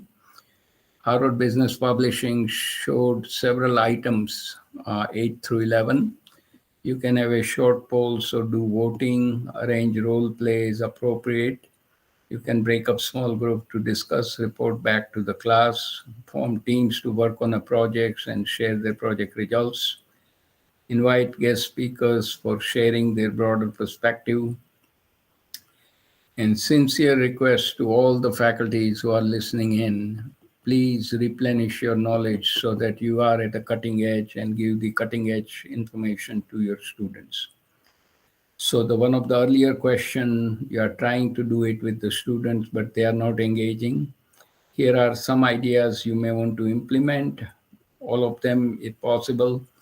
That will excite your student, engage them, and then you can continue to share resources with them. If you do that, we all get the gold star. Another one about faculty learning. So faculty development program, generally I've observed over the last several years, they come in, learn in a solo fashion. Generally during the pandemic, it was all online. Open up the video, then they are on a mute doing something else. They remember few things and at the end do the MCQ and get their certificate. That's no way to learn or retain any knowledge. So in order for faculty to achieve excellence, simple model, they need to learn in a collaborative or team fashion under the scientific guidance of expert faculty by doing lots of introspection and reflection. And that's when the real knowledge is gathered and retention is highest. Again, peer learning and class interactions needs to be encouraged and practice. So here I want to share with you effective teaching learning process, which has now been adopted at AICT, Atal Academy, FDPs for 22-23 cycle. Collaborative. So I joined academia after 18 years of industry experience. And one of the observations from industry was success came from teamwork. So why not simulate that same atmosphere from the industry into the classroom? So I always have a collaborative team focus in my classes. Experiential, they study from the state-of-the-art articles between 8 to 10 articles from Harvard Business Review, MIT Sloan, McKinsey, etc. And I'll share with you some quick templates to show how effectively it can be done. And it's outcome-based, that is reflection journal at the end, more focus on application of new learning. And this is the method I had shared at AICT Atal Academy with Dr. Mamta Rani Agarwal ji. she liked the ideas, and that methodology was adopted at AICT Atal Academy for FDPs. I'm grateful for that. So, article summary. I'm sure all of you, as a faculty, even as a student, we read a lot of articles. But the retention at the end of the day is very low. And after a while, everything mixes up. So, have a better retention. I have a simple template created for the team where they focus on, as a team, key principles and practice from the article and capture it on 3 to 4 short bullets. Application of principle and practices by bridging theory with the practice. This is where individually everyone will do introspection and reflection. And last, key takeaways from the article, 3 to 4 bullets for the entire team. No more than 2 pages, exactly 2-page summary per team. This requires lot more effort, lot more understanding about what you read and what you are going to take it out of the article. And the reflection journal is a very simple 1-page document they create individually. What are the 3 key learnings, the outcome from the FDP, 3 key lessons or the concepts they will implement, and implementation plan for the 3 key lessons or the concepts. What it does is it forces you to do the reflection at the end of the program, what you have picked up and what you are going to implement, because without implementation, everything else doesn't work, because all you have done is spend a lot of time and resources to learn something. But if you don't implement, that effort goes away. Now, in Sanskrit, we have many forms of teachers. When we begin the journey as a faculty, we are just sharing the information. You are a Adhyapak. You get promotion to Upadhyay when you add your knowledge. You become Acharya when you impart skills. You become Pandit when you share the insight. You are becoming Drishta when you share the visionary thinking. And ultimately in life, when you share your wisdom of life, you become the guru. So we all need to aspire as a faculty to move from Adhyapak to guru. And we need to educate our students by engaging, energizing, entertaining, and empowering them. Use all and every levers as possible. To sum it up, the role of the faculty as a leader is to engage your members in the classroom by group activities and peer learning. Excite them by showing them the importance and application of the topic. Empower them by providing relevant resources and challenge them to find solution to problems. We don't do any favor as a faculty to give away the solution. We provide them the right resources, teach them how to think, how to solve problems, and allow them to use their abilities and curiosity to find the solution to the problem they'll be confronting. And that discipline will carry them forward in real life. So here is an important slide, roadmap for leadership excellence. So as we talked about so far, you need to have a personal commitment to become a leader. You need to be involved in your own leadership, and you need to have accountability to become a leader. Now, in order to become a better leader, you need the feedback to understand your own behaviors.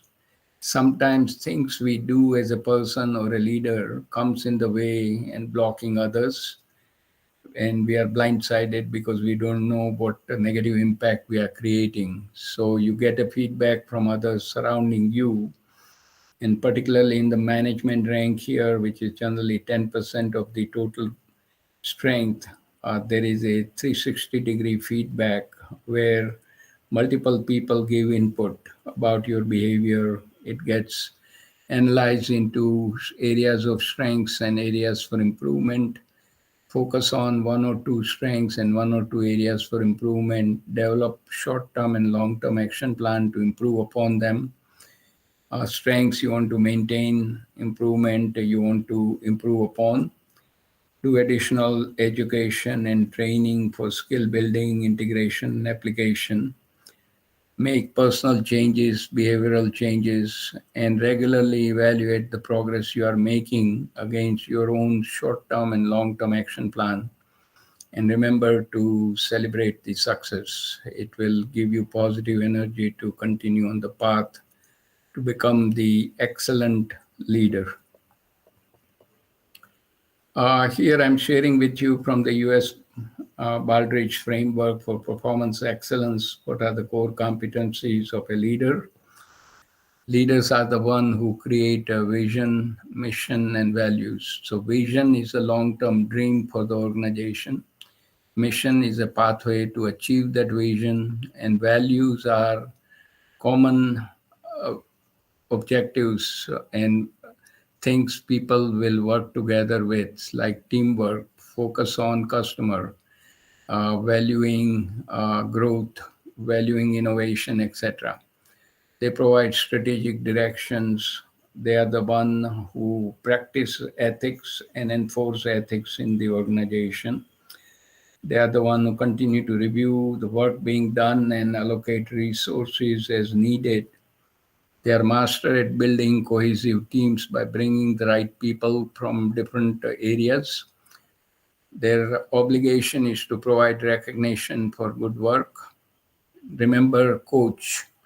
They become the coach and mentor at the next level of leaders. So, one example at the GE, their training headquarters in upstate New York, the CEO spends 50% of his or her time mentoring and coaching next level of leaders in the pipeline. 50% of the time personally involved in teaching and mentoring and coaching. Of course, they lead the change and they are master at communication. And at the bottom line, they are excellent in sustainability. You can do something for a year or two, that's a flash in the pan. You need to have a systems in place which will allow you to have a sustained growth for your organization. So I'll take a few things quickly and then we'll take the questions. So this is about strategic direction. It says I can't change the direction of the wind, but I can adjust my sails to always reach my destination. So idea is when you have a strategic plan, which generally is developed once a year, you need to regularly update it based on the changes in the business direction, environmental direction, technological directions, and the changes so that you are most relevant for your customers, for your organization, etc. So we can learn from Google. They teach 6 items: mindset and values. They have subscribed to the growth mindset from Stanford University, Dr. Carol Dweck, which says the intelligence can be cultivated. That means if you fail one time, it's not the end of your journey. You can learn from the mistake and continue to move forward. And hopefully you will achieve better results with more effort. Emotional intelligence, we talked about, heightened sense of self-awareness.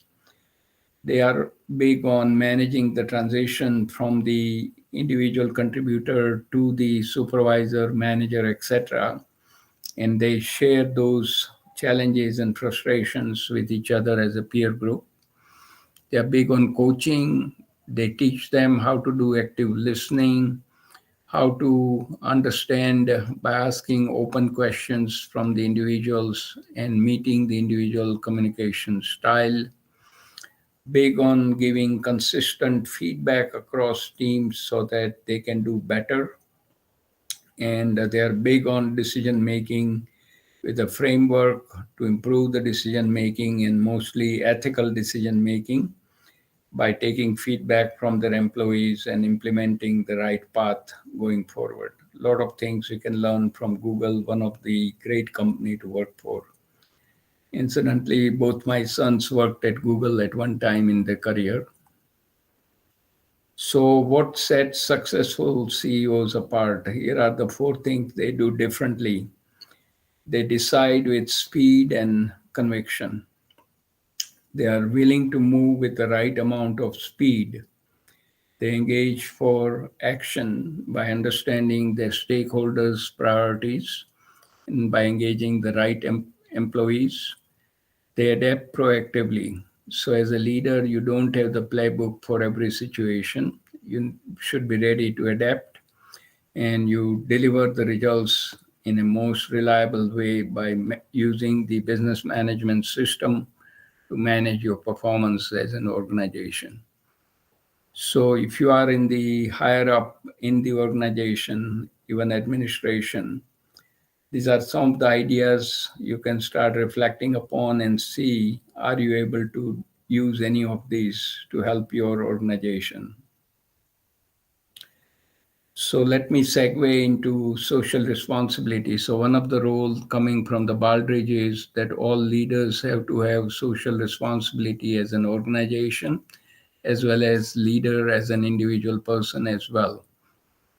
So when I came to this country as a Tata Scholar back in 68, the objective of the Tata Scholarship, which is being given out since 1892, is to send students with the good academic record overseas and let them get better education and come back to India and help in nation building. I did not go back, but when I came to know about the plight of 15 million blind people in India back in 89, we started the Blind Foundation for India to prevent and cure blindness and educate and rehabilitate permanently blind people in India. And we have raised now $6 million with 250,000 free cataract, 137 mobile vans.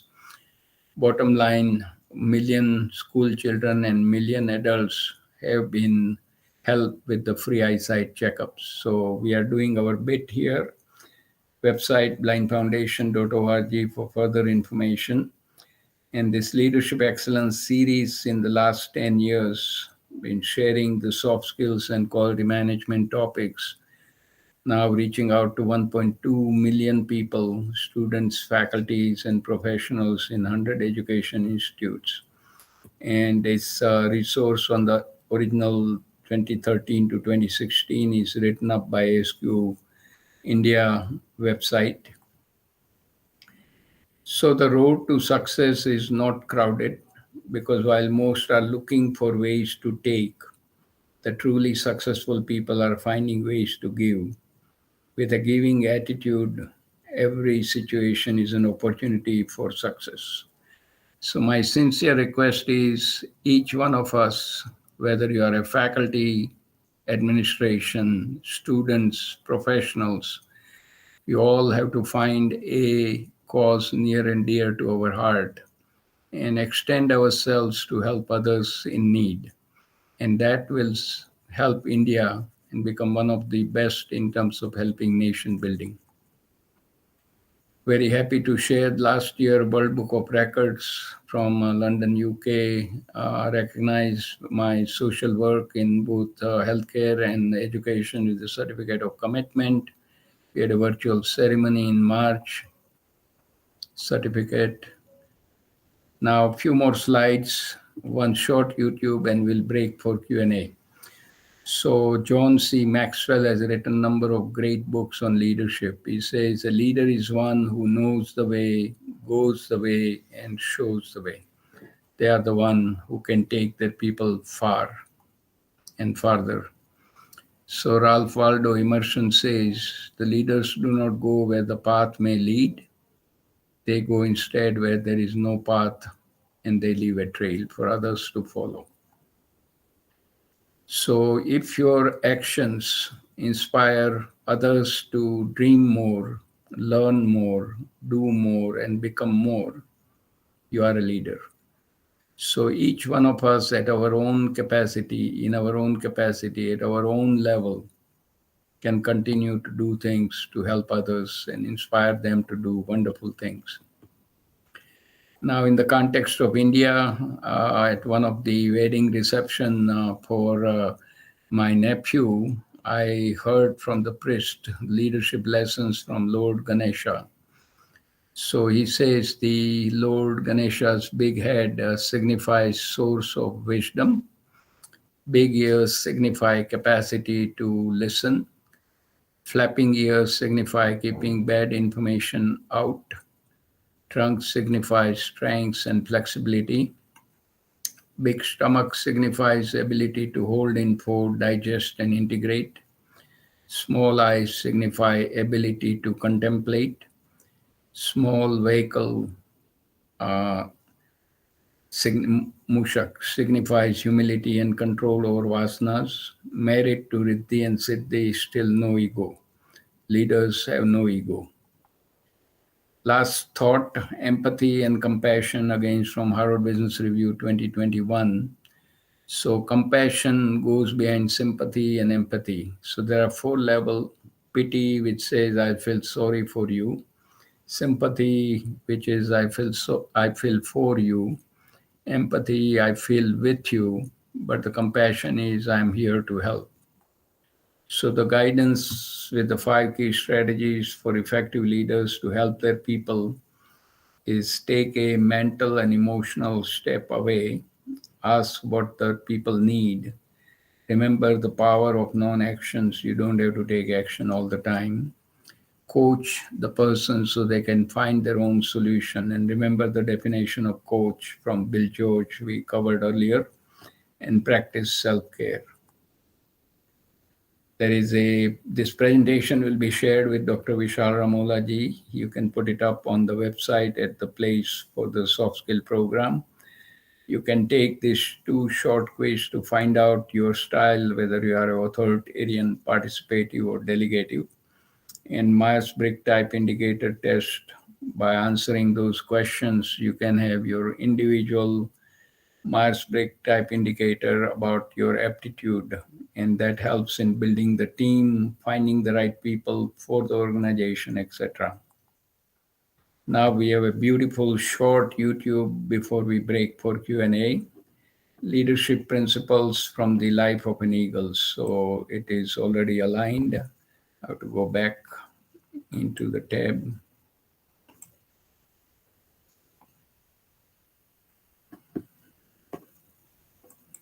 And I'll play it in a sec by sharing.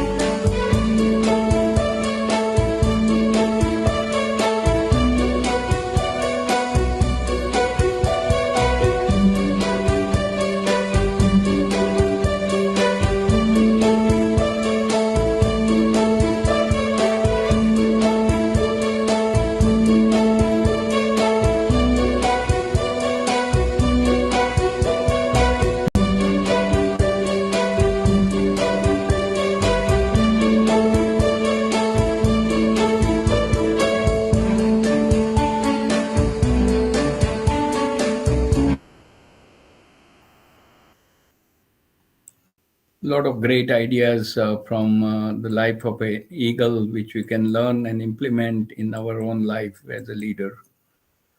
We are coming to an end on the presentation, and I'll share the summary in a sec.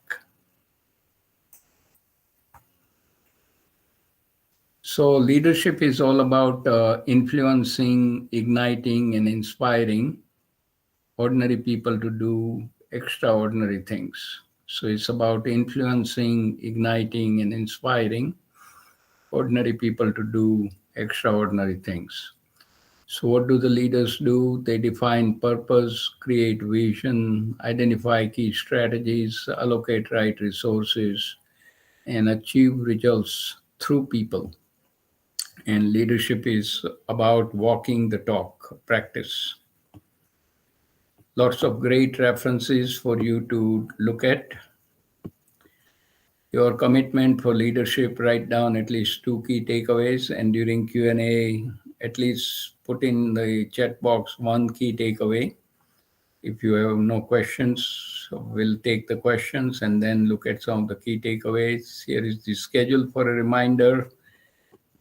Coming Thursday, same time, we are focusing on the effective decision making session number 2. And at that point, I want to stop sharing, and now we are in for questions through the chat box. So I'm opening the chat here.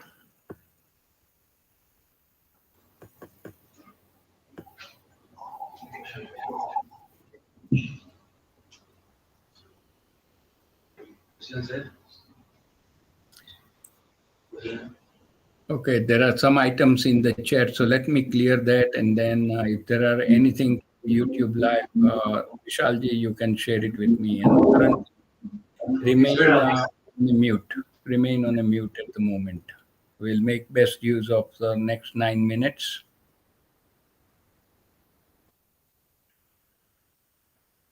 I'm just scanning through. Okay.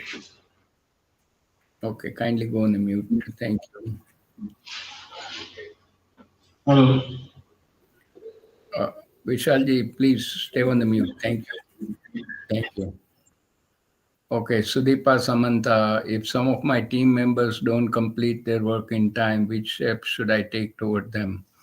Okay, so you need to have a one-on-one conversation with the member who is not completing his or her work. Find out what is causing them for the tardiness, what is coming in the way. Sometimes it could be a personal issue, sometimes it could be interpersonal issue. Listen to them and give them clear direction that timing is critical. Each member of the team is working on a task or a subtask, and they need to finish it on a timely basis. Otherwise, team will suffer. And give them a specific direction that if they don't shape up and provide the input, you may take action if you have a choice to replace that person with a new person. Okay, Ankit Kanpal, how to explain students from the private and government jobs of technical education. This is the biggest challenge right now. Yeah, so one of the things we will be discussing in the teamwork area is people generally come to the discipline based on the expectation of the parents and not their real passion about getting into technical education or whatever they've chosen. And that's a wrong approach. We need to be more open as a parents to allow our students to find their own passion and then choose the stream, and we will focus that in the next topic, decision making. That when you work with your strengths and decide to go into the discipline where you have the interest, and then you will progress the best. Rishabh Verma explained fifth level of leadership in detail. Okay, at a very high level, the leaders at the fifth level are the one who are not looking for personal publicity.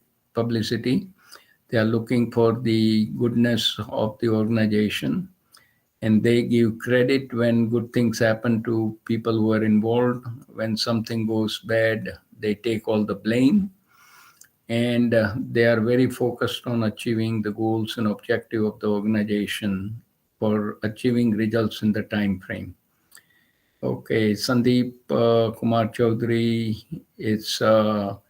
I think it's more of a comment, looks like involve, learn, apply, share. I think it's a good model to keep in mind. Sudeepa. Okay, there are a lot of information here. So first thing you have to do is, in order to apply in the life, you need to digest whatever is discussed today and then start applying bits and pieces, one item at a time, and see what works. So first of all, key takeaways, one or two major things you took out of the session, what you are willing to apply in the life and find a success with it, and then continue to have that journey forward by taking additional concepts and apply them. Next is feedback form. Okay, Sudeepa, how can we implement these pieces of information, our industrial work? So this leadership is a common issue, whether you are a student, faculty, or a professional. And leadership can be taught if you are willing to learn and willing to listen. There are lots of great books about leaders from India and around the world. You can read them, those books, at your spare time to learn about good things they did and how they did it. So that becomes more of a source and a benchmark for us to become better at. So many ways to do it. Now we have a last 5 minutes. Back to you, Vishalji. Um, Thank you very much, sir, for this wonderful presentation. And I'm very confident that all the participants would have been benefited with this. One question which was there on YouTube live. So let me ask you that question. Question is from Sudeepa Samantha. She asks, how can I improve my communication skill in a short time? Yeah. So focus on three things, right? The guidance given on one of the slide is the presentation, writing, and oral. So when you focus on those three things, you take a practice with your friends and verbal, written, and presentation.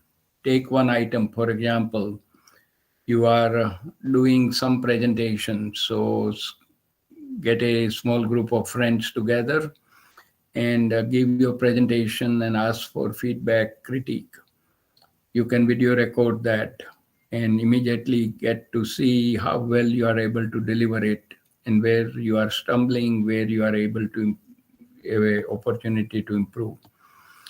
If you are writing, say, 2-page paragraph about some important item, write it down and edit it and then give it to one or two friends who are good at it to get their input, how to improve further. So this is all about interacting with your friends and others who can give you feedback, which will allow you to become better. And writing only improves with practice. More you do it, you will become better at it. And of course, the verbal communication only works better when you continue to practice with a focus on what you want to say will make an impact for the audience. So that will be my short answer. Any additional things, Vishalji? Sir, we don't have more questions. Vishal sir, can I ask one question to Manu Vora sir? Sure, Sandeepji, go ahead. As Vora sir, you are involved in education policy drafting concern, and one of your slides you mentioned experiential learning, outcome-based education, and collaborative learning. Yeah. So, how you feel that this education policy that India had applied in year 2020, this will help to lift up the current education system in India by applying these very important models in the current existing education system? Yeah, so let's start with Dr. Kasturi Rangan's monumental effort of putting together that 66-page National Education Policy 2020. Excellent policy. The challenge is, are we effectively implementing it throughout India for all higher education institute? My cursory answer based on the current observation is no. There is a pocket of excellence. Some people are doing some things, but then they are saying we are done. The road it's a major project going into up to 2035. There are many facets which needs to be implemented. And unfortunately, we do not have a culture of sharing in India where if you are ahead of the pack, successes you have achieved by implementing part of the NEP 2020, you want to share both success and failure so others can learn from it. So that is one issue. Other issue is people are using shotgun approach. Whatever they want to work on, they will work on few things here and there, and they are always ready to declare victory that we have implemented NEP 2020, and that is not helping. And we need a systematic focus, and we had recommended in the implementation plan that the administration and the leadership needs to be trained in sustainability first so they understand their role in leading this effort. Next level deans and department heads who will be implementing NEP at the ground level, they need to have mastery in project management and risk management, which is one of the most critical area lacking in India. We are big on talking, time for action. Everybody is hiding, working on different ideas and different debates. So those are the real challenges. And the third thing we recommended was soft skills both for faculty and students. This should become the movement in India. Unless we are proficient in it, how can we implement NEP effectively? But there are so many nuances and we are not getting to it because we don't have a foundation. So this is my observation at a high level. One of this time, with help from Honorable VC, Dr. Omkar Singh ji, we will hold a session on NEP 2020 for Uttarakhand Technical University, and if other VCs are interested, we can do that as well for Uttarakhand and other places of interest. Definitely, sir. We are interested to hear from you that how we can go forward. Definitely, yeah. And their collaborative, experiential, and outcome-based teaching learning process needs to change. I think faculty and students, they're wasting time using the outdated methods with a major focus on exams. And in the interest of time, I'll just take a 30 seconds. In my classes for 30 years, I don't have any exams. I have 6 to 8 articles reading and review. I just showed you in the template. Then there's a reflection journal. Then they do a project. And then they have the online uh, discussion post. Those are the only assessment criteria. And I've written a specific article about innovative pedagogy and assessment for effective NEP 2020. Just got published in March by Higher Education Forum book. I'll be happy to share that 5-page short article. And we need to change. And unless we change, will not reap the benefit of NEP 2020. So we'll leave it at that. I think we are running out of time, 3 minutes over, and generally our sessions starts on time and ends on time. So Vishalji, please conclude, and we are ready for signing off today.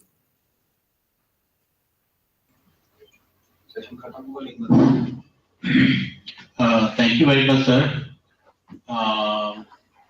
We have a very wonderful session. I would like to inform all the participants that feedback form is shared in chat box and on the YouTube link also. You are requested to fill the feedback form and send it to us in another 24 hours. And we will also again meet on 27th for session second at the same time 8:30, and so on in the next sessions. So, with your permission, Dr. Manu Vora, we had a very wonderful session. I would like to extend my thanks to you from the whole Vmsbutu Bandari Technical University. Thank you very much, and thank you to the all participants. And again, we'll be meeting on 27th, 8:30 p.m. Thank you very much. Good night. Thank you, sir. Thank you. Good night, everyone. Thank you. Yeah.